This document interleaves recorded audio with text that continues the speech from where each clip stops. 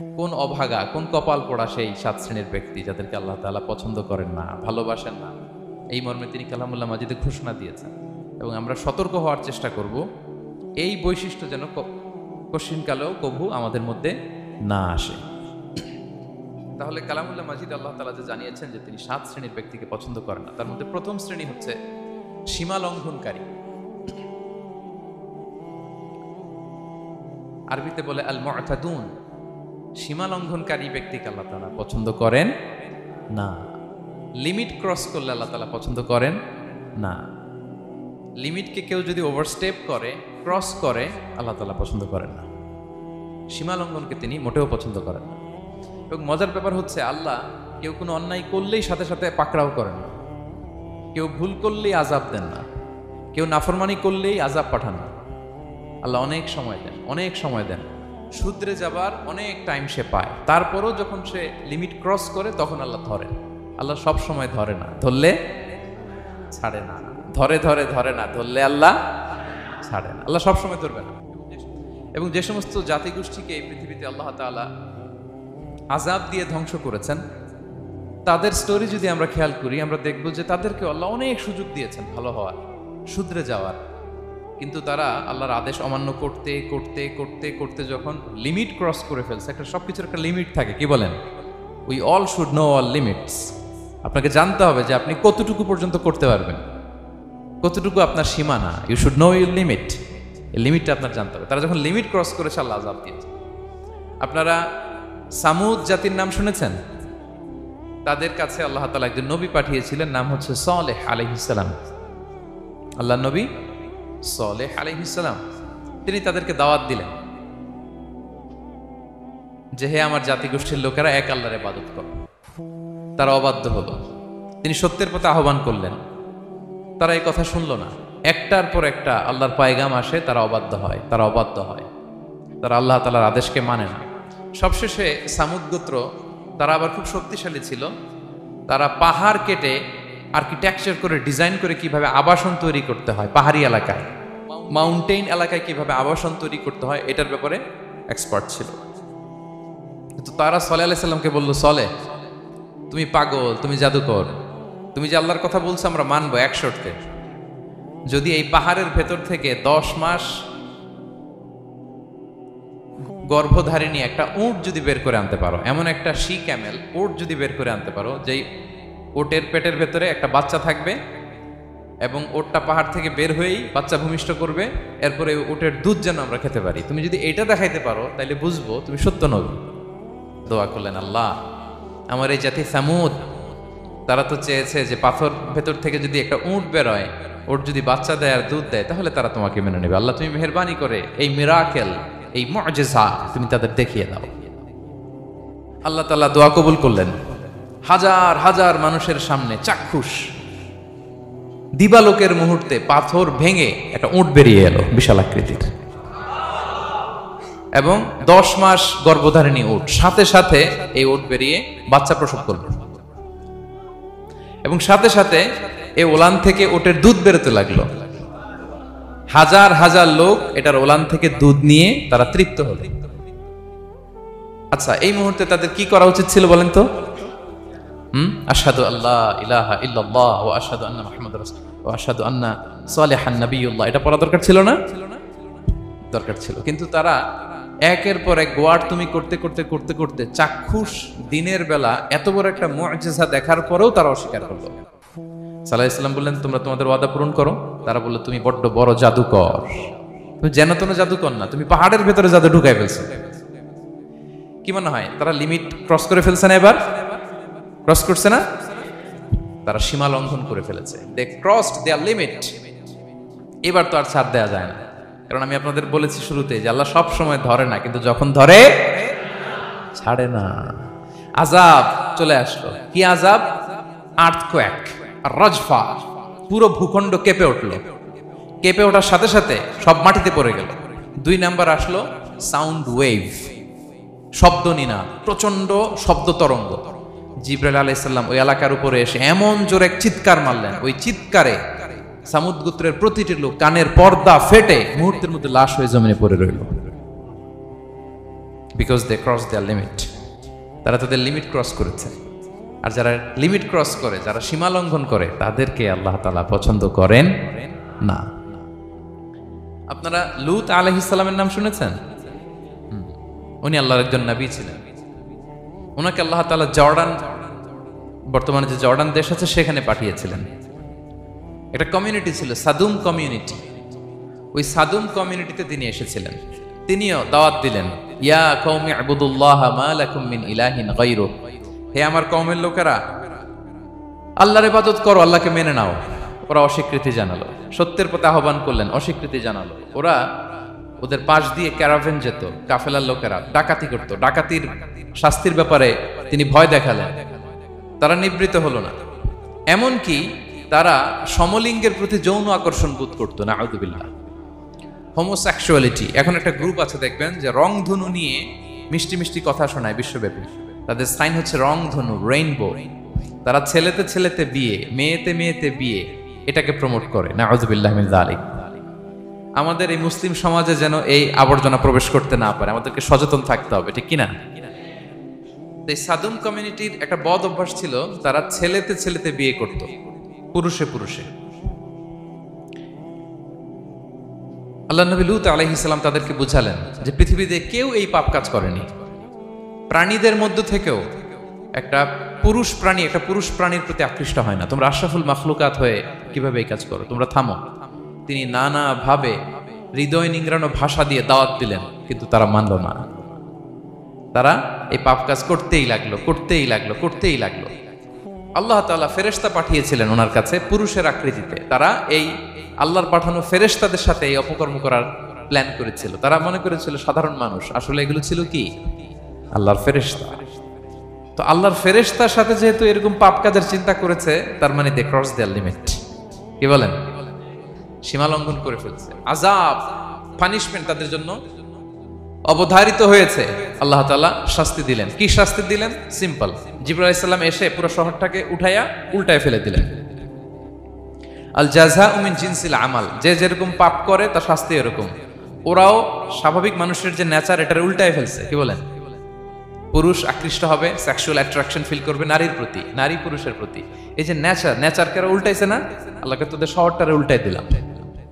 জিবরাইল আলাইহিস সালাম এসে পুরো সাদুম শহরটাকে আকাশে উঠিয়ে একটা আছাড় মারলেন, আপসাইড ডাউন।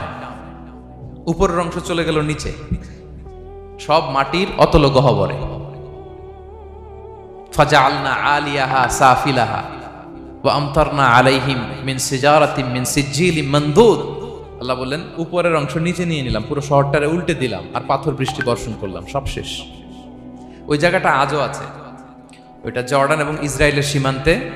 এটাকে এখন বলে মৃত সাগর, আল বাহরুল মাইয়িত আরবিতে, ইংরেজিতে বলে ডেড সি। কি সি? Dead Sea. মৃত সাগর কেন? কারণ ওখানে কোনো প্রাণী জন্মায় না। ওই সাগরে কোনো মাছ নাই, কোনো ব্যাঙ নাই, এমনকি কোনো শ্যাওলাও নাই। গজবের জায়গা। লবণের ডেনসিটি অ্যাটলিস্ট 10 times more than the natural sea. সাধারণ সাগরের পানিতেই তো কত লবণ, আমরা মুখে নিলে রাখতে পারি এত লবণ। ওইটার চেয়ে কমপক্ষে 10 গুণ বেশি লবণ রাখত। গজবের জায়গা, আযাবের জায়গা। এবং আযাব কেন এসেছে? They cross their limit. তারা সীমা লঙ্ঘন করেছে। আর ইন্নাল্লাহা লা ইউহিব্বুল মুতাদিন, আল্লাহ তাআলা সীমা লঙ্ঘনকারীকে পছন্দ করেন না। আরেকজন নবীর কথা বলে এই পয়েন্টটা শেষ করি। মুসা আলাইহিস সালাম, ফেরাউনের হেদায়েতের জন্য আল্লাহ তাআলা মুসা আলাইহিস সালামকে পাঠিয়েছিলেন। তিনি নানাভাবে তার ভাইকে নিয়ে দাওয়াত দিতে লাগলেন, কিন্তু ফেরাউন এই কথা মানে না। ফেরাউন বলে, তুমি যে নবী, প্রমাণ কি? মুসা আলাইহিস সালাম বলেন, দেখো এই যে আমার হাতে লাঠি। উনি এমন নবী ছিলেন, উনি লাঠি মাটিতে রেখে দিলে ওটা মুহূর্তে সাপ হয়ে যেত। তো মাটিতে তিনি লাঠি রাখলেন, এটা মুহূর্তে সাপ হয়ে গেল, যে এই যে আমি নবী। মানে না, বললেন আরো কিছু দেখা। তো মুসা আলাইহিস সালাম বগলের এখান থেকে হাত উঁচু করলে নূরের ঝলকানি হাতের মধ্যে দেখা যেত। উনি নূরের ঝলকানি দেখালেন, এরপরও মানে না। এরকম একটার পর একটা আল্লাহ নবী মুসা আলাইহিস সালাম মুআজিজা দেখাতে লাগলেন, কিন্তু ফেরাউন মানে না। শুধু মানে না এতটুকুই না, সবশেষে আল্লাহ নবী মুসা আলাইহিস সালামকে অ্যাসাসিনেশন, হত্যার পরিকল্পনা করলো তারা, যে বনি ইসরাইল, মুসা এবং মুসার অনুসারী যারা আছে দুনিয়া থেকে সরাই দিতে হবে। ধরো মুসারে, ধরো মুসার অনুসারীদের ধরো। ধাওয়া পাল্টা ধাওয়া শুরু হইল। আল্লাহ নবী মুসা আলাইহিস সালাম বনি ইসরাইলকে নিয়ে বাঁচার জন্য ছুটলেন, ছুটতে ছুটতে সামনে লোহিত সাগর। দেখেন, একে তো আল্লাহর বিধান মানে নাই, এরপরে একটার পর একটা মুআজিজা আসলো, সেটাও মানে নাই, এখন নবীরে হত্যার জন্য ছুটছে। কি মনে হয় সীমালঙ্ঘন হয়েছে? একটু একটু হয়েছে না অনেক? আল্লাহু আকবার। আল্লাহ বললেন ফাআগরাকনাল আখারিন, আমি মুসা এবং বনি ইসরাইলকে বাঁচাই দিলাম, ফেরাউন সহ তার দলবলকে সাগরে ডুবায় মারলাম। শুধু ডুবাই মারে নাই, আল্লাহ বলে ফাল ইয়াউমা নুনাজ্জিকা বিবাদানিকা লিতাকুনা লিমান খালফাকা আয়া। ফেরাউনকে লোহিত সাগরে তো ডুবিয়েছেই। আল্লাহ বলেন ফেরাউন, তোর অনুসারী যারা পৃথিবীতে থাকবে, তোর চালা চামুন্ডা যারা থাকবে, তোর খালাতো ভাই চাচাতো ভাই যারা দুনিয়াতে বেঁচে থাকবে, তাদের জন্য তোর লাশটারে আমি শুটকি বানিয়ে রাখলাম। Up to the day of judgment, কিয়ামত পর্যন্ত ফেরাউনের লাশটা মিশরের জাতীয় জাদুঘরে ড্রাই বডি হিসেবে আছে। আমি নিজে দেখে এসেছি, নিজ চোখে মমিফাইং করে শুটকি বানায় রাখছে। এভাবে পৃথিবীতে যতগুলো জাতিগোষ্ঠীকে আল্লাহ তাআলা আযাব দিয়ে ধ্বংস করেছে, তার কারণ হচ্ছে সীমা লঙ্ঘন। তার কারণ কি? প্রিয় ভাইরা, আমরা যেন আমাদের লাইফস্টাইলের দিকে একটু খেয়াল করি যে এই সীমা লঙ্ঘনের কাতারে আমরা চলে আসলাম কিনা, আমরা চলে আসলাম কিনা, আমাদেরকে খেয়াল রাখতে হবে। আল্লাহ তাআলা সীমা লঙ্ঘনকারীকে পছন্দ করেন না। ইন্নাল্লাহা লা ইউহিব্বুল মু'তাদিন, তিনি সীমা লঙ্ঘনকারীদেরকে পছন্দ করেন না। এমনকি রাসূলুল্লাহ সাল্লাল্লাহু আলাইহি ওয়াসাল্লামের বায়োগ্রাফি যদি আমরা খেয়াল করি, আমরা দেখব যে তিনি যখন যুদ্ধের জন্য অভিযান পরিচালনা করতেন, দল পাঠাতেন, সেনাবাহিনী পাঠাতেন, তখন তাদেরকে বলতেন খবরদার যুদ্ধের ময়দানে সীমালঙ্ঘন করো না, সীমালঙ্ঘন করো না, খবরদার। যুদ্ধে যদি কেউ হেরে যায়, বন্দীদের সাথে খারাপ আচরণ করো না। ওরা হেরে গেছে বন্দী, আপনি চাইলে তার কান কেটে দিতে পারবেন, নাক কেটে দিতে পারবেন, আকৃতি বিকৃতি করতে পারবেন না। বিষ্ণু ইসলাম বললেন খবরদার সীমালঙ্ঘন করো না। যেখানে যুদ্ধে গিয়েছো ওই এলাকার শিশুদেরকে মেরো না, ওই এলাকার নারীদেরকে মেরো না, ওই এলাকার পাদ্রীদের গায়ে হাত তোলো না। সন্ন্যাসীতে যারা ইবাদত করে ওদের তো দোষ নাই, সিভিলিয়ান নাগরিক, তাদের গায়ে হাত তোলো না, খবরদার। গবাদি পশুর গায়ে হাত তুলবে না, এগ্রিকালচারাল প্রোডাক্ট জ্বালিয়ে দিও না। সুবহানাল্লাহি বিহামদিহি, কি রহমতের নবী ছিলেন। সীমা লঙ্ঘন যেন না করে বিষ্ণু ইসলাম অভিযান প্রেরণের আগে তিনি স্পষ্ট বলে দিতেন খবরদার কেউ সীমা লঙ্ঘন করবে না। যারা তোমাদের বিরুদ্ধে অস্ত্র তুলেনি তাদের বিরুদ্ধে অস্ত্র তোলা যাবে না, কারণ ইন্নাল্লাহা লা ইউহিব্বুল মু'তাদিন, আল্লাহ তাআলা সীমা লঙ্ঘনকে পছন্দ করেন না। প্রিয় ভাইরা, তাহলে যে 7 শ্রেণীর ব্যক্তিকে আল্লাহ তাআলা পছন্দ করেন না, তার প্রথমটা আমরা জেনে গেলাম। তারা কারা? সীমা লঙ্ঘনকারী। আমি কিন্তু প্রায় এরকম জিজ্ঞেস করব এবং সব শেষে আপনাদেরকে নিয়ে রিভাইজ করব। তাহলে 1 নম্বরে আমরা পেলাম তারা কারা। মেহেরবানি করে সবাই বলবেন একসাথে, তারা কারা? তারা সীমা লঙ্ঘনকারী, তারা তাদের লিমিট ক্রস করে, তাদেরকে আল্লাহ তাআলা পছন্দ করে না। সো আমরা আমাদের লাইফের সাথে একটু মিলিয়ে নিই যে আমরা আমাদের কোন ক্ষেত্রে সীমা লঙ্ঘন করি কিনা একটু খেয়াল করেন। আমার যে দায়িত্ব আছে আমি কি সীমা লঙ্ঘন করি কিনা? আমার স্ত্রী আমার দায়িত্বে, তার সাথে সীমা লঙ্ঘন করি কিনা? আমার ভাতিজা ভাতিজি অনেকের আছে ইয়াতিম, তার বাবা মারা গেছে, তার সব সম্পত্তির দায়ভার আমার উপর দেয়া, আমি ওইখানে তাকে ঠিকঠাক মতো সব দেই কিনা, সীমালঙ্ঘন করি কিনা? হ্যাঁ, ক্ষমতা পেলে সীমালঙ্ঘন করি কিনা? কি মনে হয় আমরা ক্ষমতা পেলে সীমালঙ্ঘন করি কিনা? হ্যাঁ, করে করে হ্যাঁ, মানে যেইখানে ডাক্তারের কাছে যাই বলে ডাক্তার সাহেব আমার এইখানে ফোড়া, সারা দেহের যেই কোনো জায়গায় ধরতে পারেন, এইখানে ধরেন না, তো এইখানে না ধরলে ভালো হবে? ফোড়া যেখানে ট্রিটমেন্ট তো ওইখানে দিতে হবে, কি বলেন? রোগ যেখানে ওষুধও সীমালঙ্ঘন। দায়িত্ব পেলে আমরা সীমালঙ্ঘন করি। এমনকি আমরা যারা ইবাদত করি, অনেকে ইবাদতেও সীমালঙ্ঘন করি।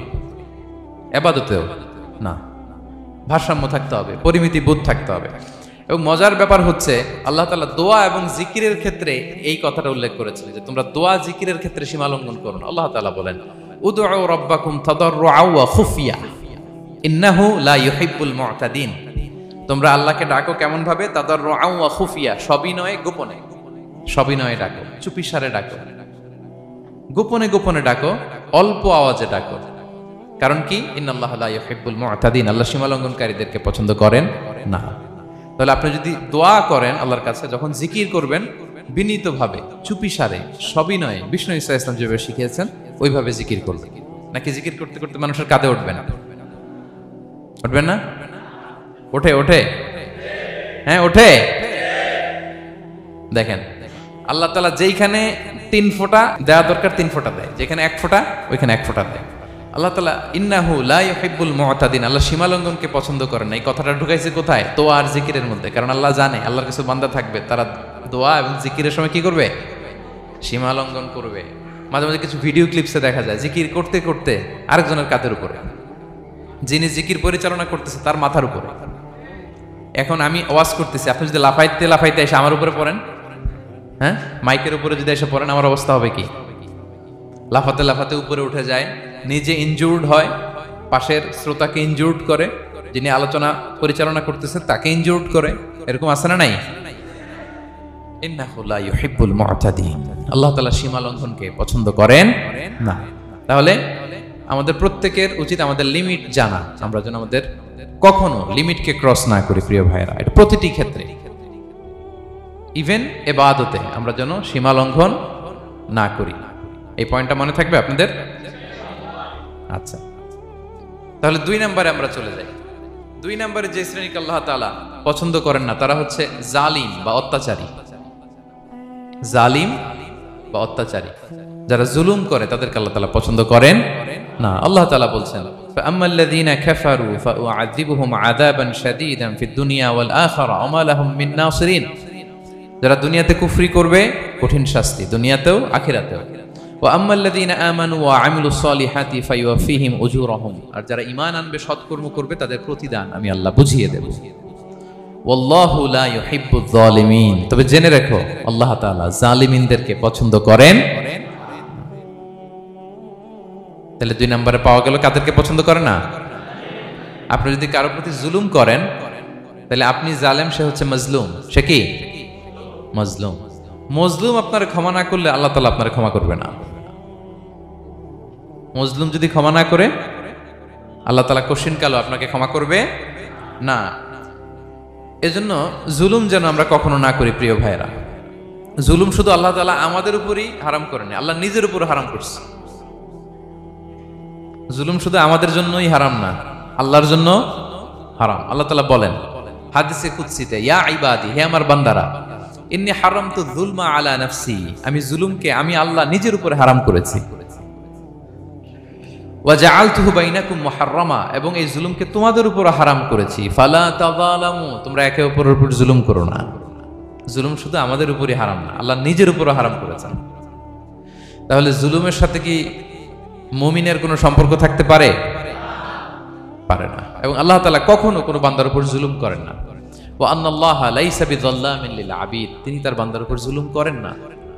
কোনোভাবেই যেন জুলুম না হয়ে যায়, এজন্য আল্লাহ তাআলা কিয়ামতের দিন মাওয়াজিনাল কিসত, ন্যায়ের মানদণ্ড তিনি প্রতিষ্ঠা করবেন, যাতে একটু ভুল না হয়ে যায়, জুলুম না হয়ে যায়। আমরা মাঝে মাঝে যে দোকান থেকে বস্তায় বস্তায় চাল নিয়ে আসি না, চাল দেখা যাবে যে 1 মণ চাল হয়তো সামান্য একটু কম হইতে পারে, সামান্য একটু বেশি হইতে পারে, এরকম হয় না? দেখবেন যে দিছে 10 কেজি, বাসায় এসে দেখবেন যে 10 কেজির চেয়ে একটু বেশি, একটু সামান্য বেশি কয়েক গ্রাম, অথবা 10 কেজির চেয়ে সামান্য কয়েক গ্রাম কম, এরকম হয়ে যায় না? মানুষ তো আমরা, কি বলেন? কিন্তু আল্লাহর নিক্তি পাল্লায়, মিজানের পাল্লায় এরকম হবে নাকি? হবে? হবে? আল্লাহ বলে না, মাওয়াজিনাল কিসত, ন্যায়ের মানদণ্ড সেটা। ফামাইয়া আমাল মিসকালা যাররাতিন খায়রান ইয়ারা, যাররা পরিমাণ ভালো করেছো তো সেটাও ওজন দেয়া যায় ওই পাল্লায়। সুবহানাল্লাহ পড়বেন না? ওমাইয়া আমাল মিসকালা যাররাতিন শাররান ইয়ারা, অনুপরিমাণ খারাপ করেছো সেটাও ওজন দেয়া যায়। কারণ ওয়া আন্নাল্লাহা লাইসা বিযাল্লামিন লিল আবিদ, তিনি বান্দার উপর জুলুম করেন না। তিনি এমন পাল্লা দিয়েছে যাতে জুলুম না হয়। আমাদেরটাই ভুল হয়ে যেতে পারে, ওনারটাতে ভুল হলে চলবে না, কেউ জিতে যাবে, ঠকে যাবে, কি বলেন? জাররা কাকে বলে? জাররা, জাররা মানে এত ছোট জিনিস, এত ক্ষুদ্র জিনিস যেটা খালি চোখে দেখা যায় না। বাংলাদেশের উদাহরণ দিলে বুঝতে পারবেন ভালো। বাংলাদেশে শীতের সিজনের কথা মনে আছে আপনাদের? না মালয়েশিয়া এসে সব খাই ফেলাইছেন? হ্যাঁ, মালয়েশিয়া তো সারা বছর গরম, সারা বছর বৃষ্টি, শীত হয় না। তো বাংলাদেশের শীতের সিজনে টিনের ঘর যাদের থাকে, মনে আছে কিনা জানি না আপনাদের, ওই টিনের চালে যদি ছিদ্র থাকে, শীতের দিন টিনের চালে যদি ছিদ্র থাকে, তাহলে মাঝে মাঝে দেখবেন ওই চিকন ছিদ্রটা দিয়ে সূর্যের একটা আলো ঘরের ভিতরে ঢুকে। মনে পড়ে? টিনের চালের ছিদ্র, চিকন এই ছিদ্রটা দিয়ে সূর্যের একটা চিকন রশ্মি নিচে পড়ে। তো ওইটার কাছে গেলে দেখা যায় ওই আলোটার মধ্যে পাতলা কি কি যেন ধুলাবালি উঠতেছে। এটা আবার অন্য জায়গায় দেখা যায়, এমনি দেখা যায় না, কিন্তু ওইটার কাছে গেলে দেখা যায় এই আলোটা যেই বরাবর আসছে এইখানে কিছু ক্ষুদ্র ছোট ধূলিকণা, ডাস্ট ঘুরে বেড়ায়। আল্লাহ বলে এইটার নাম হচ্ছে যাররা। ফামান ইয়ামাল মিসকালা যাররাতিন খাইরান ইয়ারা। এই ডাস্ট উড়ে বেড়ানো ছোট্ট ধূলিকণা যেটা খালি চোখে দেখা যায় না, এতটুকু ভালো যদি করো সেটাও সেই মিজানের পাল্লায় ওজন দেয়া যায়। এতটুকু খারাপও যদি করো সেটাও সেই মিজানের পাল্লায় ওজন দেয়া যায়। আল্লাহু আকবার। তিনি তার বান্দার উপর জুলুম করেন না। জুলুম তিনি নিজের উপর হারাম করেছেন, আমাদের জন্য কি করেছেন? হারাম করেছেন। এবং বিষ্ণু ঈসা ইসলাম আরো ভয়ঙ্কর কথা বলেছেন। তিনি বলেছেন, মান যালামা কিদা শিবরিন মিনাল আরদি তুবিকাহু মিন সাবঈ আরাদিন। কেউ যদি জুলুম করে তার ভাইয়ের 1 বিঘত পরিমাণ জমিন খায়। 1 বিঘত চিনেন তো? এই যে আমার এই আঙ্গুল থেকে এই আঙ্গুলটা, এটা টান টান করলে যতটুকু জায়গা, এটার বলে 1 বিঘত। শিবের আরবিতে বলে শিবের। হ্যাঁ, মান যালামা কিদা শিবর। বিষ্ণু বলেন এই 1 শিবর, 1 বিঘত জমি যদি কেউ অন্যায়ভাবে জুলুম করে তার ভাইয়ের কাছ থেকে খায়, কিয়ামতের দিন তুবিকা আলাইহি সাবউ আরাদিন, এই 7 জমিনকে আল্লাহ তাআলা তার ঘাড়ে চাপাবে। খা এবার, খা। অন্যের জমি খাওয়ার এত শখ ছিল, এবার 7 জমিন ঘাড়ে কর। কিয়ামতের ময়দানে আপনার দেহটারে বিশাল আকৃতির করা হবে, এই 7 জমিনকে আপনার কাঁধে তুলে দেওয়া হবে। এজন্য আমরা অন্যের রাইটস, অধিকার যেন নষ্ট না করি, কারো উপর যেন জুলুম না করি, কোনোভাবেই না। আমরা নানাভাবে এই জুলুমটা করি। আমরা প্রায় দাদার সম্পত্তি থেকে ফুফুদেরকে বঞ্চিত করি, বাবার সম্পদ থেকে বোনদেরকে বঞ্চিত করি। হ্যাঁ, নিজের ভাই আরেক ভাইকে, আপন ভাই ভাইকে বঞ্চিত করে, জুলুম করে। এরকম দৃশ্যপট আমাদের সমাজে আছে না নাই বলেন তো? কিয়ামতের দিন আল্লাহর সুপ্রিম কোর্টের কাঠগড়ায় হিসেব দিতে হবে। আর এই জালিমদেরকে আল্লাহ তাআলা পছন্দ করেন না। এবং সবচেয়ে ভয়ঙ্কর ব্যাপার হচ্ছে, আপনি যখন কারো উপর জুলুম করেন, ওই মাজলুম আর আল্লাহর মাঝখানে কোনো ফারাক থাকে না। আল্লাহ ওই ফারাকের পর্দা উঠায় নেয়। বিষ্ণুই বলেন, ইত্তাকি দাওয়াতাল মাজলুম, তোমরা মজলুমের বদদোয়াকে ভয় করো, খবরদার। কারণ ফাইন্না লাইসা বাইনাহা ওয়া বাইনাল্লাহি হিজাব, তার আর আল্লাহর মাঝে কোনো পর্দা থাকে না। দোয়া করলেই ওটা আরশে যেয়ে কবুল হয়ে যায়। আল্লাহ তাআলার চারিপাশে অনেক পর্দা আছে। কেউ কেউ বলে 70,000 নূরের পর্দা। 70,000টা সহিহ হাদিস দ্বারা সাব্যস্ত না, কিন্তু অসংখ্য অগণিত পর্দা, এবং পর্দাও এটা নূরের পর্দা। আচ্ছা বলেন তো, জানলা দিয়ে বাইরের আলো ঠেকাতে আমরা দেয়ালে জানালায় কি লাগাই? পর্দা লাগাই। পর্দাটা কিসের তৈরি? মোটা কাপড়ের, যাতে করে ওই আলো না আসে। কিন্তু আল্লাহর চারদিকে যে পর্দা, ওই পর্দাটা কিসের? নূরের, আলো। ওনার পর্দায় আলো দিয়ে তৈরি। সুবহানাল্লাহ বললেন না? বিষ্ণু বলেন, ইত্তাকি দাওয়াতাল মাজলুম, মজলুমের বদদোয়াকে ভয় করো। ফাইন্না লাইসা বাইনাহা ওয়া বাইনাল্লাহি হিজাব, কেউ যখন মজলুম হয়ে কেঁদে বদদোয়া করে, তার আর আল্লাহর মাঝে ওই পর্দা থাকে না। বদদোয়া করছে, ডাইরেক্ট কবুল। খবরদার আমার পেনাঙ্গের ভাইয়েরা, আমরা যেন জালিম না হই। In it's any form, operation in it's any form, যেই কোনো ভাবে, যেই কোনো ক্ষেত্রে, যেই কোনো ধরনের হইতে পারে জুলুম। কাউকে আপনি ছোট্ট কোনো কাজে ঠকালেন, বন্টন নীতিতে ঠকালেন, হ্যাঁ, জমি মেরে দিয়ে ঠকালেন, আমানত মেরে দিয়ে ঠকালেন, ইন ইটস এনি ফর্ম যদি জুলুম করে থাকেন, খবরদার। মজলুমের কান্না কখনো বৃথা যায় না। মজলুমের কান্না কখনো বৃথা যায় না। জীবনের কোনো না কোনো সময়ে এর প্রায়শ্চিত্ত আপনাকে করতে হবে। জীবনের কোনো না কোনো সময়ে এর প্রায়শ্চিত্ত করে আপনাকে মরতে হবে। তাহলে কোন বিশ্বাসী কি জালিম হতে পারে? কারণ ইন্নাল্লাহা লা ইউহিব্বুল যালিমিন, আল্লাহ তাআলা জালিমদেরকে পছন্দ করেন না। তাহলে জুলুমের সাথে আমাদের কোনো সম্পর্ক আছে? হ্যাঁ, কোনো সম্পর্ক আছে। তাহলে 2 শ্রেণীর ব্যক্তির কথা আমরা জানলাম যাদেরকে আল্লাহ পছন্দ করেন না। 1 নাম্বার, প্রথমটা কি ছিল? সীমা লঙ্ঘনকারী, লিমিট যে ক্রস করে, ইন্নাল্লাহা লা ইউহিব্বুল মুআতাদিন। 2 নম্বরে কি জানলাম? হ্যাঁ, জালিম, অত্যাচারী, অপ্রেসর। অপ্রেসরকে আল্লাহ তাআলা পছন্দ করে না। তাহলে এই 2টারে আমরা নো বলে দিলাম আজকের কনফারেন্স রুমে। আওয়াজ করে বলেন তো সবাই, নো। এই লিমিট ক্রস আর জুলুম, নো, চলে গেছে। খালাস। এবার 3 নম্বরে দেখি আল্লাহ কাদেরকে পছন্দ করেন। 3 নম্বরে আল্লাহ তাআলা অহংকারী দাম্ভিক লোককে পছন্দ করেন না। অহংকারী, আমাদের তো অহংকার নাই না? আছে? অহংকার আছে? কিসের অহংকার বলেন? টাকার, আর ক্ষমতার, আর সৌন্দর্যের, আর হ্যাঁ পাওয়ার, সোশ্যাল পাওয়ার। এই যে অহংকার, অহংকারের খাঁচা থেকে মুক্ত রাখো আমাদেরকে তুমি প্রভু হয়ে, পড়েন আমিন। এটা একটা ভয়ঙ্কর খাঁচা। আচ্ছা, অহংকার করার আমাদের আছে কি বলেন তো? কিছুই নেই। আল্লাহ বলে ওয়া খুলিকাল ইনসানু দাঈফা, তোমাদেরকে আমি দুর্বল করে তৈরি করছি। আমরা দুর্বল, শুধু দুর্বল না, দুর্বলের ঘরের দুর্বল। আমার বাপ ছিল দুর্বল, আমার দাদা ছিল দুর্বল, আমরা 14 গোষ্ঠী কি? হাল আতা আলাল ইনসানি হিনুম মিনাদ দাহরি লাম ইয়াকুন শাইআম মাযকুরা। আল্লাহ বলেন একটা সময় ছিল উল্লেখ করার মতো তোমার কিছুই ছিল না। আজকে তো এত লম্বা চওড়া মানুষ, আমরা কিছুই ছিলাম না। আমার বর্তমানে বয়স চলে 36, 37। আজ থেকে 37 বছর আগে আমি কি ছিলাম? আমার অস্তিত্বই ছিল না, আমার কোনো নাম ছিল না, আমার কোনো গ্রাম ছিল না, আমার কোনো অ্যাড্রেস ছিল না, আমার কোনো পরিচিত ছিল না। আজ থেকে আরো 37 বছর পরে একটু খেয়াল করেন তো, এখন তো 37, আরো 37 ধরেন বাঁচলাম। এরপরে আমি দুনিয়া, দুনিয়া থাকবে কিন্তু আমি নাই।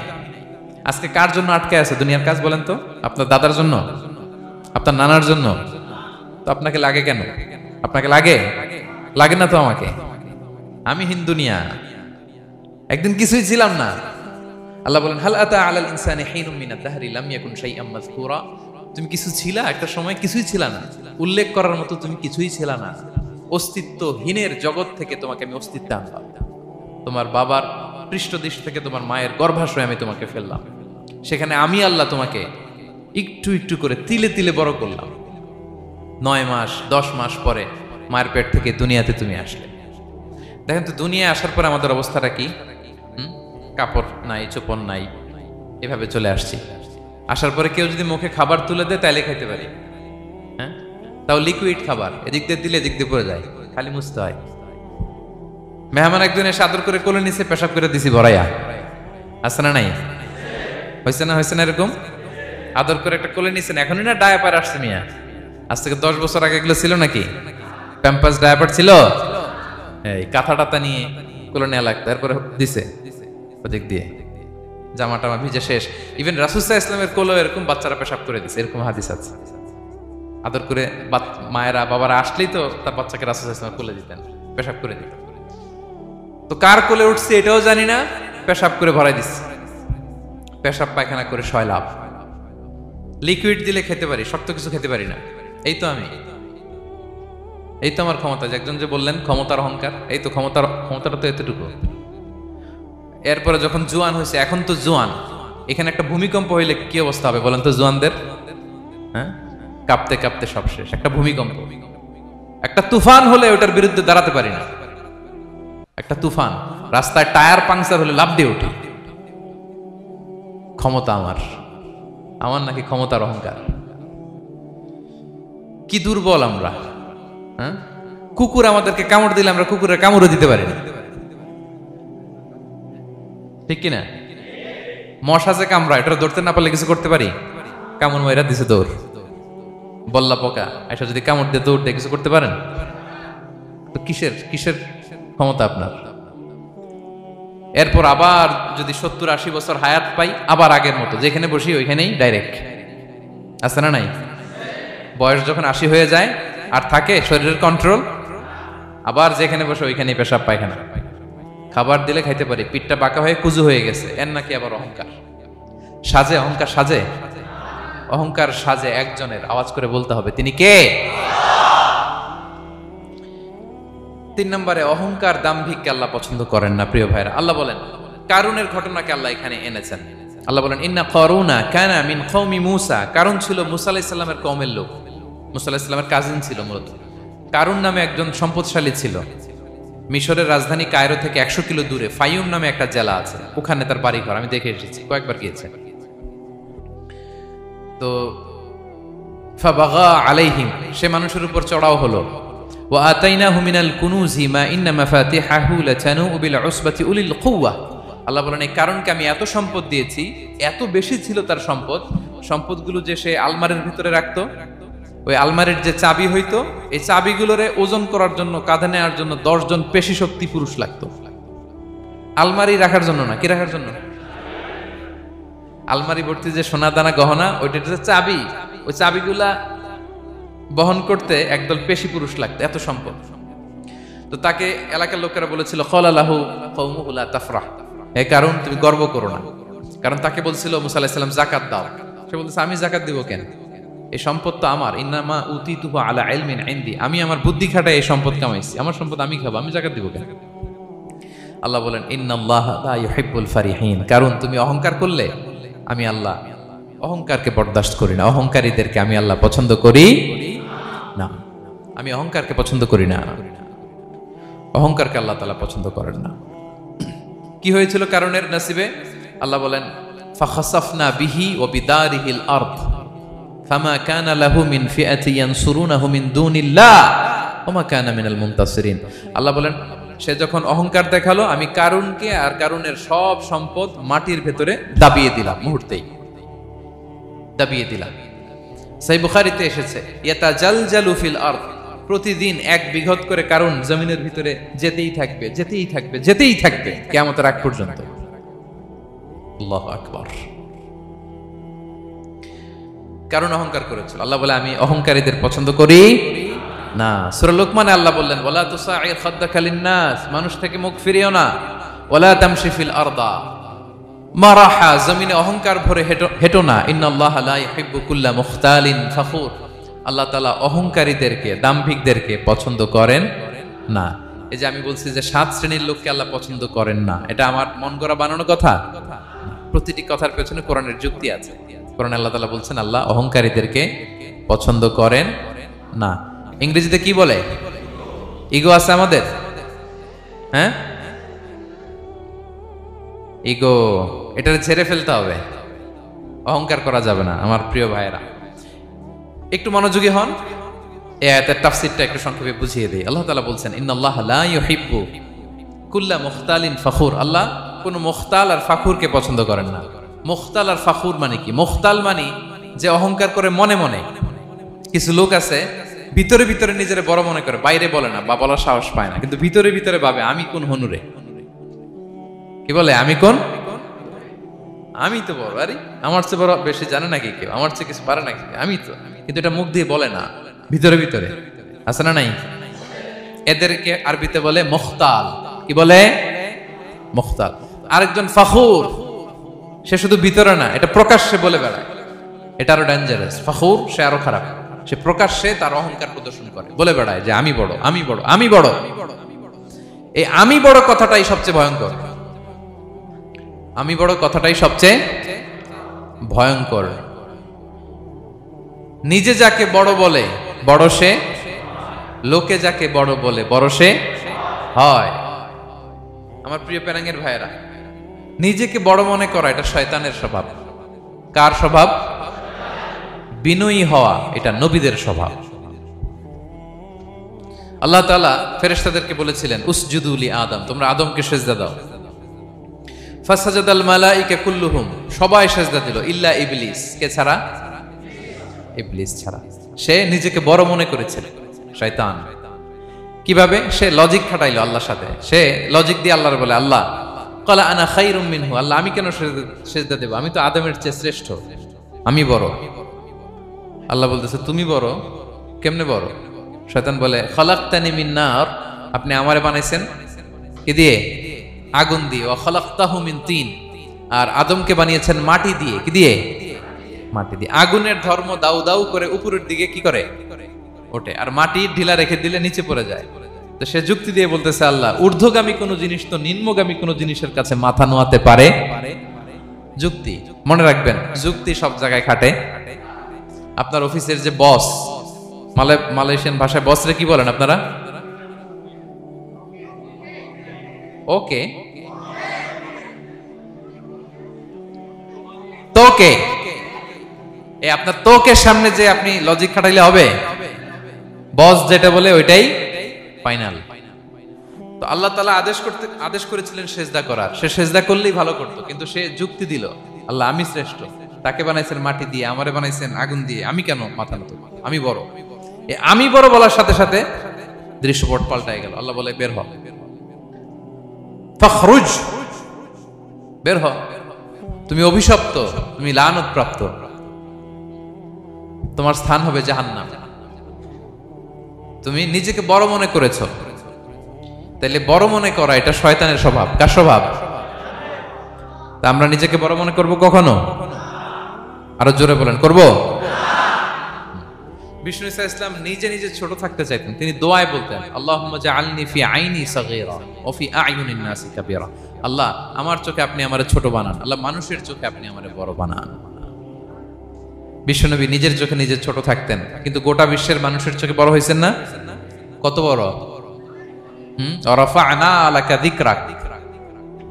আল্লাহ বলে আমি যেখানে কতটুক পর্যন্ত উঠাইছি আপনারে। কোন নবীর নিচে উপরে? কথা বলেন, কোন নবীকে শেষ পর্যন্ত উঠাইছে? সুবহানাল্লাহ। নবী হে, আমি যদ্দূর আপনার উঠাইছে অদ্দূর, ওই পর্যন্ত নিয়ে গেছে সাক্ষাতের জন্য। সুবহানাল্লাহ। প্রত্যেক নামাজে বিশ্বনবীর উপর দুরূদ আছে না নাই? কিয়ামত পর্যন্ত বিশ্বনবীর প্রতি ভালোবাসা আমাদের পক্ষ থেকে আছে না নাই? আছে। আল্লাহ তাআলা ওনাকে বড় করেছেন। এজন্য নিজের চোখে আমরা নিজে ছোট থাকবো। আপনি যদি বড় হন, এটা মানুষ বলবে। কে বলবে? নাকি আপনিই বলবেন? বলা যাবে না। এবং বিষ্ণু ঈসা ইসলাম কিছু টেকনিক আমাদের শিখিয়েছেন, কিছু টেকনিক আমাদের জানিয়েছেন। এই কাজ করলে তোমরা অহংকার থেকে মুক্ত থাকতে পারবে। এর মধ্যে একটা হচ্ছে আগে আগে সালাম দেওয়া। তিনি বলেন, আল বাদিউ বিসসালামি বারিউম মিনাল কিবর, যে আগে আগে সালাম দেয় তার হৃদয় থেকে আল্লাহ অহংকার তুলে নেয়। আগে সালাম দিন, পারবেন? ফোন করলেই আগে কি বলবেন? বাসায় ঢুকেই আগে কি বলবেন? স্ত্রীকে আগে সালাম দিবেন, বন্ধুকে আগে সালাম দিবেন, বাসার কাজের লোকটাকে আগে সালাম দিবেন, আপনার ড্রাইভারকে আগে সালাম দিবেন, বাসার দারোয়ানটারে আগে সালাম দিবেন। ফকির একটা আসলে আপনি সালাম দিয়ে ফেলবেন। পারবেন? হৃদয় থেকে অহংকার ফেলে দিবে কে? আগে আগে আমরা সালাম দেব। এবং তার চেয়ে ভয়ঙ্কর কথা হচ্ছে, বিষ্ণু ইসলাম বলেন যে লা ইয়াদখুলুল জান্নাতা মান কানা ফি কলবিহি মিসকালু হাববাতি খারদাল মিন কিবর, যার হৃদয়ে সরিষার দানা পরিমাণ অহংকার থাকে, ওই ব্যক্তি কশিনকালেও আল্লাহর জান্নাতে প্রবেশ করার সুযোগ পাবে না। কশিনকালেও পাবে না। এর কারণ অহংকার আল্লাহর চাদর। অহংকার কার চাদর? আল কিবরিয়া রিদাই ওয়াল আযামাতু ইজারি। আল্লাহ বলে অহংকার আমার চাদর, বড়ত্ব আমার লুঙ্গি।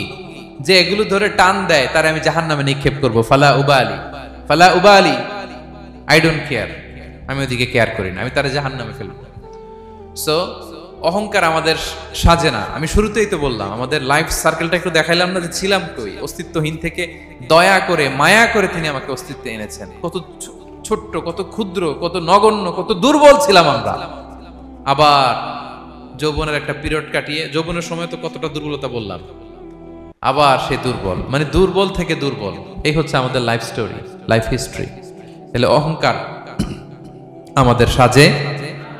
অহংকার তার সাজে যার কোনো ক্ষয় নাই, যার কোনো লয় নাই, যার কোনো অভাব নাই। হ্যাঁ, গোটা বিশ্ব তার মুখাপেক্ষী, তিনি কারো মুখাপেক্ষী না, ঠিক কিনা? গোটা বিশ্ব তার কাছে ঠেকা, তিনি কারো কাছে ঠেকা না, ঠিক কিনা? গোটা বিশ্ব তাদের সার্ভাইভালের জন্য তার প্রতি মুখ থুবড়ে পড়ে থাকে, তিনি কারোর জন্য বসে থাকা লাগে। অহংকার সাজে তার। আর এই আল্লাহর অহংকারের চাদর ধরে যে টান দেয়, আল্লাহ বলে ওরা আমি জাহান্নামে ফেলবো, আর তাদেরকে আমি পছন্দ করি না। আল্লাহ তাআলা অহংকারীদেরকে পছন্দ করেন না। তাহলে অহংকারকেও আমরা না বলে দিব, নো বলবো। নো, আওয়াজ করে বলেন নো। শুধু মুখে মুখে নো নাকি অন্তর থেকে? এই তো আজকের দিওয়ান কুলিয়ার বাইরে ফেলে দিছি আমরা অহংকার। কি বলেন পেনাঙ্গের ভাইরা? আর অহংকার করব? আপনি বিনয়ী হন। মান তাওয়াদা তারাফা, বিষ্ণুই বলেন যে নিচু হয় আল্লাহ ওর টাইনা উঁচু করে। আপনি বিনয়ী হবেন, আল্লাহ আপনার উঁচু করবে। আর আপনি উঠতে চাবেন, এক থাপ্পড় মেরে জমিনে আল্লাহ মিশাই দিবে।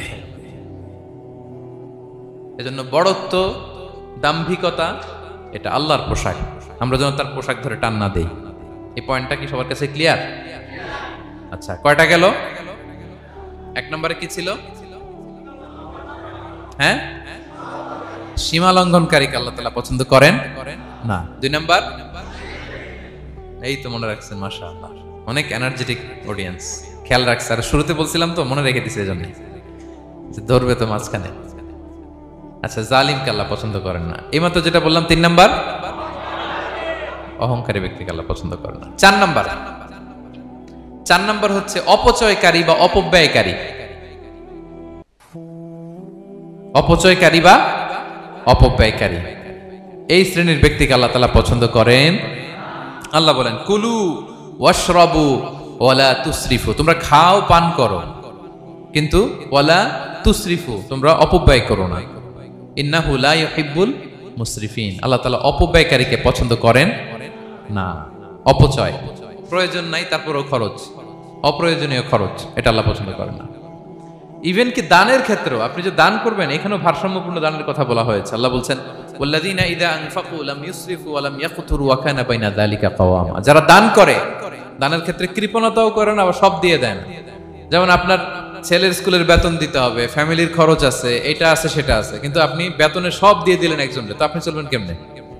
দেয়া যাবে না, ভারসাম্যপূর্ণ হয় নাই, ভারসাম্যপূর্ণ হইতে হবে। তাহলে অপচয়টা আল্লাহ তাআলা পছন্দ করেন না। বিষ্ণু ইসা ইসলাম বলেছেন, কুলু ওয়াশরাবু, খাও পান করো, ওয়া তাসাদ্দাকু, দান করো, ওয়ালবাসু, যা মনে চায় পরিধান করো। ভালো পোশাক পরিধান করে আপনি আল্লাহ শুকর করবেন, কোনো অসুবিধা নেই, কিন্তু শর্ত হচ্ছে মা লাম ইউখালিতুহু ইসরাফ, এটার মধ্যে কোনো ধরনের অপচয়, অপব্যয় থাকতে পারবে, আও মাখিলা, অথবা বড়ত্ব থাকতে পারবে না। তাহলে 4 নম্বরে আমরা জানলাম যে অপচয়কারীকে আল্লাহ তাআলা পছন্দ করেন না। শুধু এখানেই শেষ না, আল্লাহ তাআলা অপচয়কারীকে শয়তানের ভাইয়ের সাথে তুলনা করেছেন। কার ভাই? আল্লাহ বলেন, ওয়ালা তুবাযযির তাবযীরা, তোমরা অপচয় করো না, কারণ ইন্নাল মুবাযযিরিনা কানু ইখওয়ানাশ শায়াতিন, অপচয়কারী কার ভাই? ওয়া কানা শাইতানু লিরাব্বিহি কাফুরা, শয়তান তার প্রভুর ব্যাপারে অকৃতজ্ঞ। তাহলে আমরা জানলাম অপচয়কারী কার ভাই? আচ্ছা বলেন তো, বুঝে শুনে উত্তর দিন। যিনি শয়তানের ভাই, উনি নিজেও একটা কি? বলে ফেলছেন আপনারাই, আমি আর কি বলবো। যারা আল্লাহ শয়তানের ভাই বানাইছে, ও নিজেও একটা কি? তাহলে এটা যেন আমরা না করি। আমরা যেন পরিমিতি বোধ যেন আমাদের ব্যয়ের ভেতরে থাকে। এই আয়াতগুলোতে আমরা 2টা শব্দ পাই, একটা ইসরাফ আর একটা তাবযীর। ইন্নাল্লাহা লা ইউহিব্বুল মুসরিফিন, আর জায়গা ওয়ালা তুবাযযির তাবযীরা। দুটোই হারাম পেনাঙ্গের ভাইয়েরা। পার্থক্যটা কি? পার্থক্য হচ্ছে, ইসরাফ মানে হচ্ছে বৈধ বা হালাল কোনো ক্ষেত্রে প্রয়োজনাতিরিক্ত ব্যয় করা। হালাল, কিন্তু আপনি অতিরিক্ত খরচ করছেন। বাসায় আম লাগবে 2 কেজি, কয় কেজি? 2 কেজি হলে সুন্দর খাওয়া যায়। নিয়ে আসছেন 10 কেজি, কয় কেজি? 3 দিন পরে এগুলো পচে টচে নষ্ট হয়েছে, অপচয় হয়েছে না? কিন্তু আম কিনা হালাল না হারাম? আম খাওয়া হালাল না হারাম? তাহলে এই যে হালাল জিনিসে প্রয়োজনাতিরিক্ত যে খরচ করছেন, এটাকে বলে ইসরাফ, এটা নিষেধ। আরেকটা আল্লাহ যেটা আরো ভয়ঙ্কর, শয়তানের ভাই বানাইছে আল্লাহ যে কারণে, ওটার বলে তাবযীর। ওটা কি?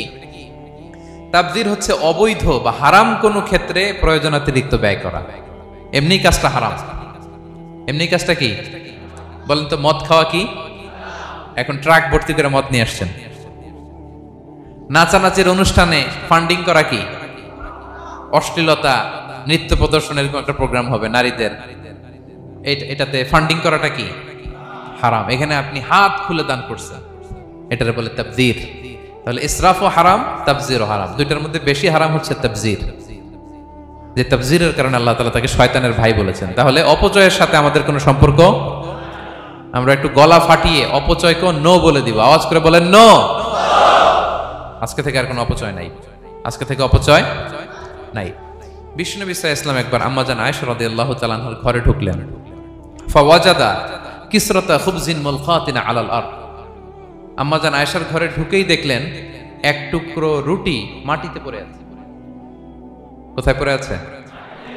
ফাগাদিবান নবী, নবী সাল্লাল্লাহু আলাইহি ওয়াসাল্লাম রেগে গেলেন, তিনি রাগান্বিত হলেন, প্রচন্ড রেগে গেলেন। রেগে আম্মা জান আয়েশাকে বললেন, আয়েশা, এই যে আল্লাহর রিজকে তুমি নষ্ট করছো, আল্লাহর রিজিকের মূল্যায়ন করতে শেখো আয়েশা। কোনো ঘরে যদি আল্লাহর রিজিক আসে আর ওই রিজিককে যদি মূল্যায়ন করা না হয়, তাহলে সে রিজিক আর এই ঘরে আসে না। কারণ এই রুটিটা খেয়েই তো তুমি বেঁচেছিলা, ঠিক কিনা?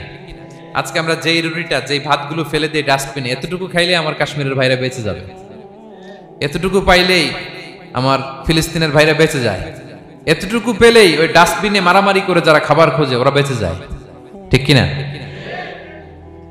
এই জন্য বিষ্ণু ইসলাম রেগে গেলেন। বিষ্ণু সবসময় রাখতেন না, রেগে বললেন, আয়েশা, আল্লাহর নেয়ামতের কদর করো, তোমার ঘরে রিজিক আসলে ওটার যদি মর্যাদা না দাও, এই রিজিক তোমার ঘরে আর ঢুকবে না। নট নেসেসারি শুধু খাবারের ক্ষেত্রে, যে কোনো ক্ষেত্রে অপচয় যেন না হয়, অপচয় অপব্যয় যেন না হয়। আমরা অনেক সময় করে ফেলি, খেতে বসলে অনেক খাবার নিয়ে ফেলি, অর্ডার করতে গেলে দোকানে অনেক অর্ডার করে ফেলি, রেস্টুরেন্টে, কিন্তু এই খাবারগুলো নষ্ট করা যাবে না। ডাস্টবিনে যেন না যায় আপনার কারণে। আপনি কি করবেন? লেফট ওভার ফুড সাথে করে বঙ্গুজে নিয়ে আসবেন। আপনারা তো বঙ্গুজ বলেন নাকি? পেনাঙ্গে কি বলে? বঙ্কুজ। হ্যাঁ, টেক অ্যাওয়ে বা বঙ্কুজ বললে ওরা বঙ্কুজ দিবে, নিয়ে আসবেন, বাসায় এনে রাতে খাবেন, তারপরের দিন খাবেন, অথবা কাউকে দিয়ে দিবেন, কিন্তু খাবার নষ্ট করা চলবে। কারণ ইন্নাল্লাহা লা ইউহিব্বুল মুসরিফিন, আল্লাহ তাআলা অপচয়কারীকে পছন্দ করেন। কথাটা কি বুঝতে পেরেছেন সবাই? আচ্ছা, কয়টা গেল? আর বাকি রইল কয়টা?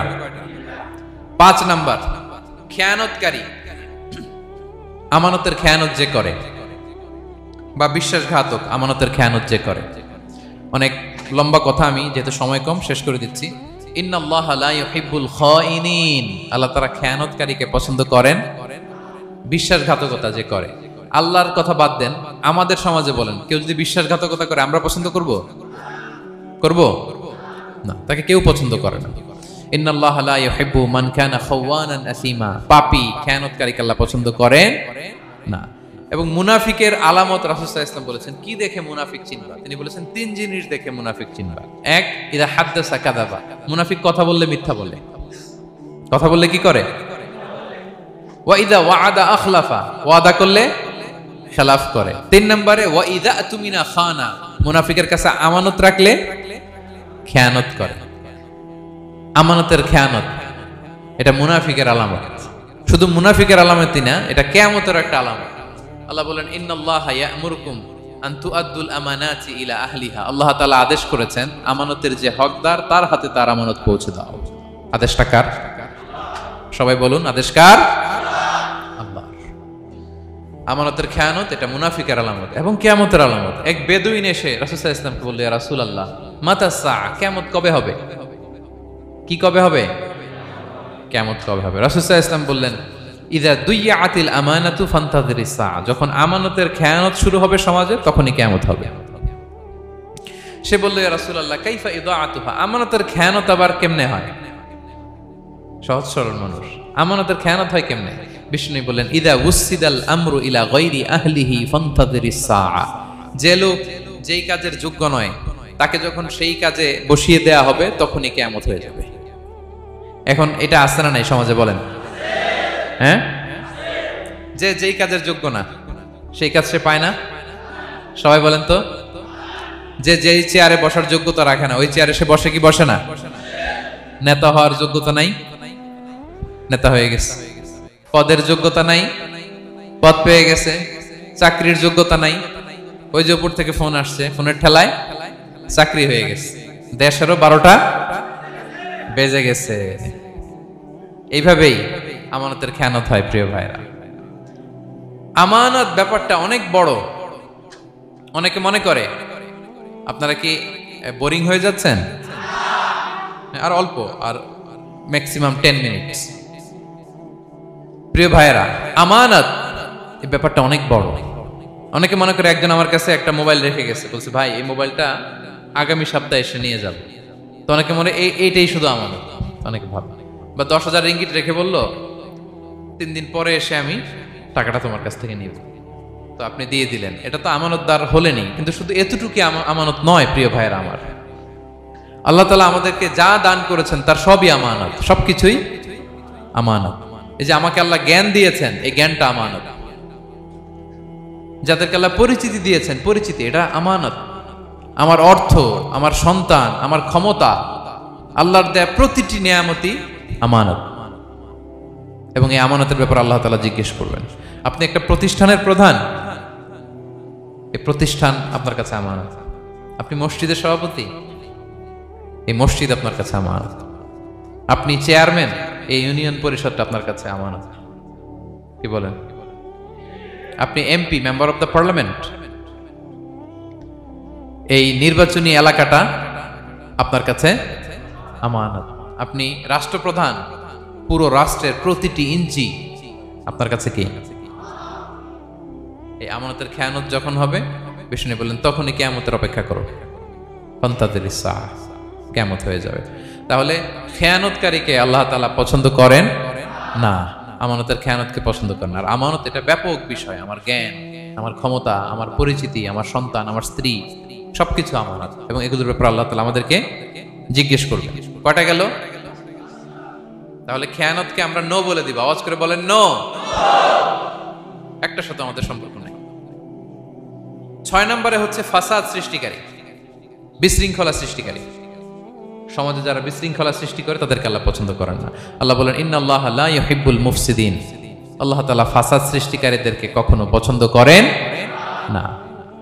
সমাজে নানাভাবে, সামাজিকভাবে ফাসাদ, রাজনৈতিকভাবে ফাসাদ, অর্থনৈতিকভাবে ফাসাদ, এই যত ফাসাদ বিশৃঙ্খলা আছে এগুলোর হোতা যারা, তাদেরকে আল্লাহ পছন্দ করে না। নানাভাবে দেখবেন যে সমাজে অনেকে ফাসাদ সৃষ্টি করে। আমাদের বাংলাদেশে কিছুদিন আগে কাঁচামরিচের দাম বেড়ে গেছে না? কেমনে বাড়লো? নিশ্চয়ই কেউ সিন্ডিকেট করছে, নিশ্চয়ই কেউ মজুদদারি করছে, নিশ্চয়ই এখানে কেউ ফাসাদ তৈরি করছে, ঠিক কিনা?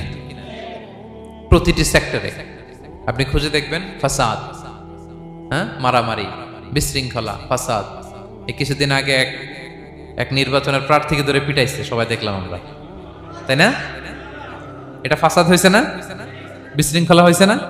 এই আপনি যদি ধরে ধরে বলেন, পরিবারে, সমাজে, রাষ্ট্রে, অর্থনীতিতে, বাজারে, প্রতিটি জায়গায় ফাসাদ আছে না নাই?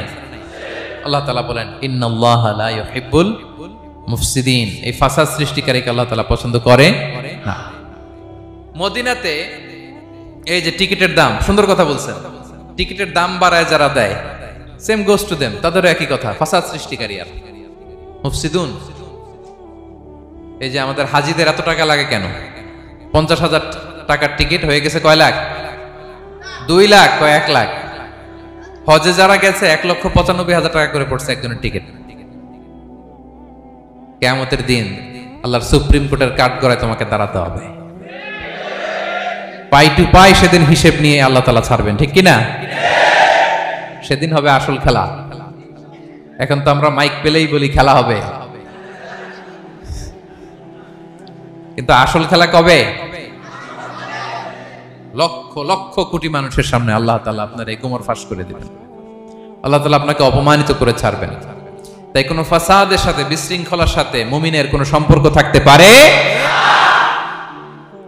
মদিনায় মুনাফিকেরা এই ফাসাদ তৈরি করত। যখন তাদেরকে বলা হতো তোমরা ফাসাদ করো কেন, ওয়া ইযা কিলা লাহুম লা তুফসিদু ফিল আরদ ক্বালু ইন্নামা নাহনু মুসলিহুন। তারা বলে আরে ফাসাদ কি, আমরাই তো ভালো মানুষ, আমরাই তো ভালো মানুষ, আমরাই তো ভালো কাজ করি। আল্লাহ বলে না, আলা ইন্নাহুম হুমুল মুফসিদুনা ওয়ালাকিন লা ইয়াশউরুন।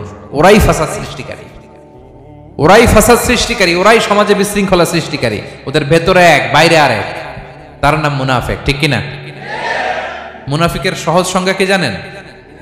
ভিতরে লালন করে একটা, অনুভূতি বা ভাবে একটা, কিন্তু মুখ দিয়ে বলে, তার মানে ভেতরে এক, বাইরে আরেক, তার নাম দুই মুখো সাপেরা।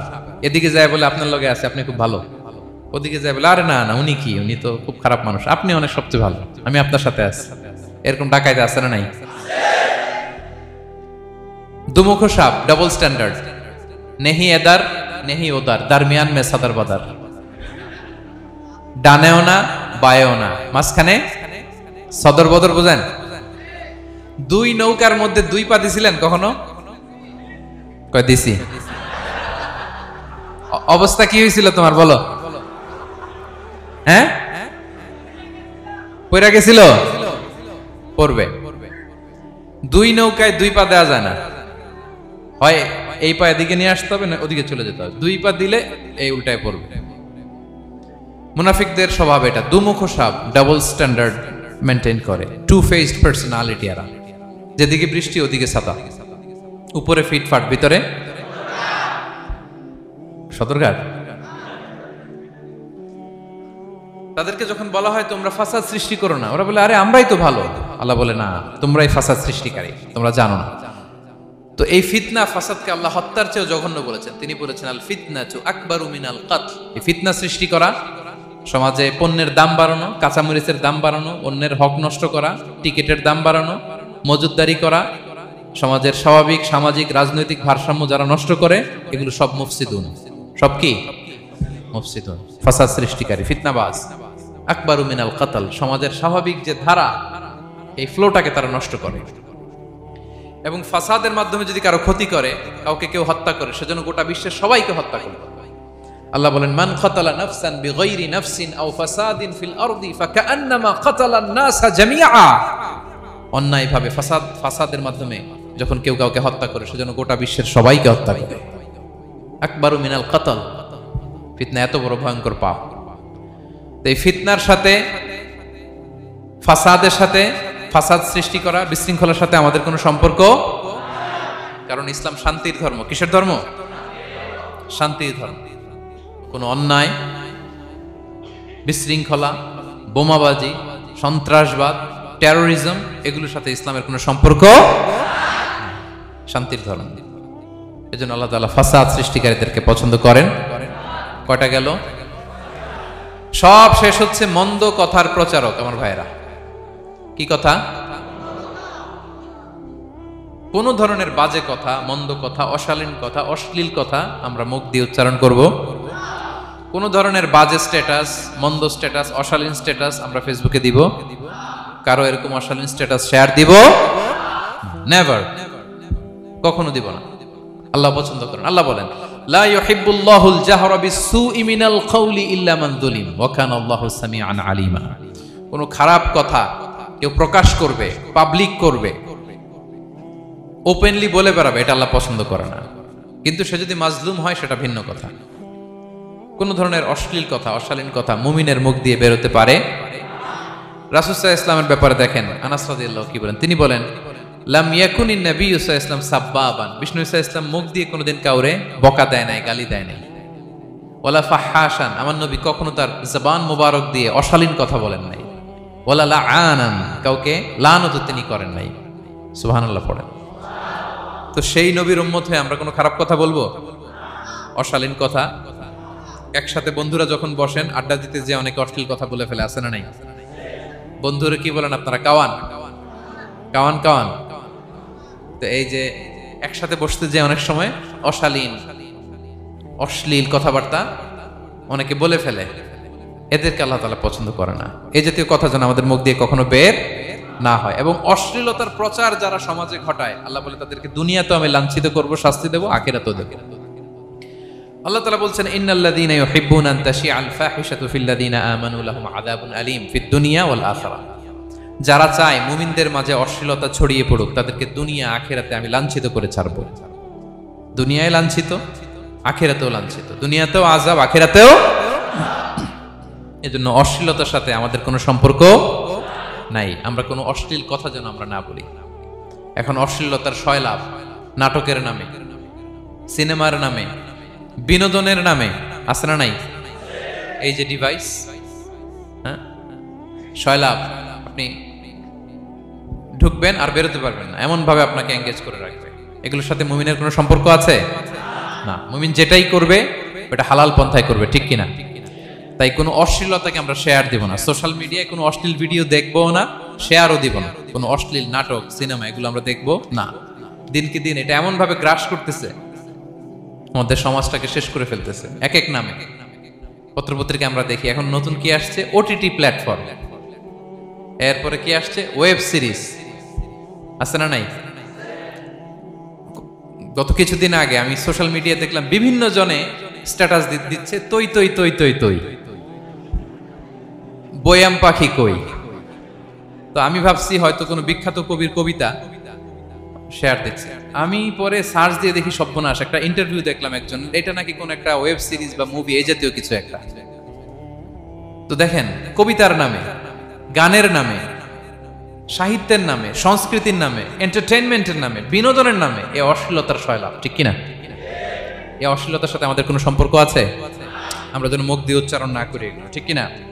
বিষ্ণুই বলেন, ইন্নাল আবদা লা ইয়াতাকাল্লামু বিল কালিমাতি মা ইয়াতাবায়ানু ফিহা ইয়াজিল্লু বিহা ইলান নার আবআদা মিম্মা বাইনাল মাশরিক ওয়াল মাগরিব। বান্দা অনেক সময় মুখ দিয়ে এমন কথা মুখ ফসকে বলে ফেলে, এটা যে কত ভয়ঙ্কর, এটা যে তারা জাহান্নামে নিক্ষেপ করবে সে কল্পনাও করতে পারে না।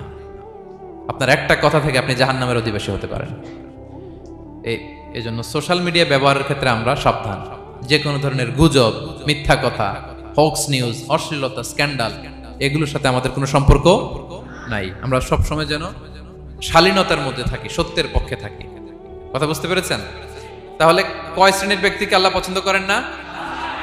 1 নম্বরে সীমা লঙ্ঘনকারী, 2 নম্বরে জালিম, 3 নম্বরে অহংকারী, 4 নম্বর অপচয়কারী, 5 নম্বর খেয়ানতকারী, আমানতের খেয়ানত, 6 নম্বর ফাসাদ সৃষ্টিকারী, 7 নম্বর মন্দ কথা, অশ্লীল কথার যে প্রচার করে। এগুলো যারা করে এদের সাথে আমাদের কোনো সম্পর্ক, এই 7 শ্রেণীর লোককে আল্লাহ তাআলা অপছন্দ করেন। এগুলো কি আমাদের জীবনে থাকবে? এগুলো আমরা কি শুধু হল রুম থেকে বের করে দিব না পুরো জীবন থেকে? পারা যাবে? পারা যাবে? আওয়াজ করে পড়ুন ইনশাআল্লাহ। পেনাঙ্গের ভাইরা, আল্লাহ তাআলা আমাদের সবাইকে কথাগুলো বোঝার ও আমল করার তৌফিক দান করুন। এই আলোচনা যেন আমাদের নাজাতের ওসিলা হয়। আমরা এখানে যেমনি বসলাম, আবারও যেন কোনো তাফসিরুল কোরআনের ময়দানে বসতে পারে, আল্লাহ তৌফিক দান করুন। হাদা মা ইনদি ওয়াল ইলমু ইনদাল্লাহ আলাইহি তাওয়াক্কালতু ওয়া ইলাইহি উনীব। ওয়াসসালামু আলাইকুম ওয়া রাহমাতুল্লাহি তাআলা ওয়া বারাকাতুহু।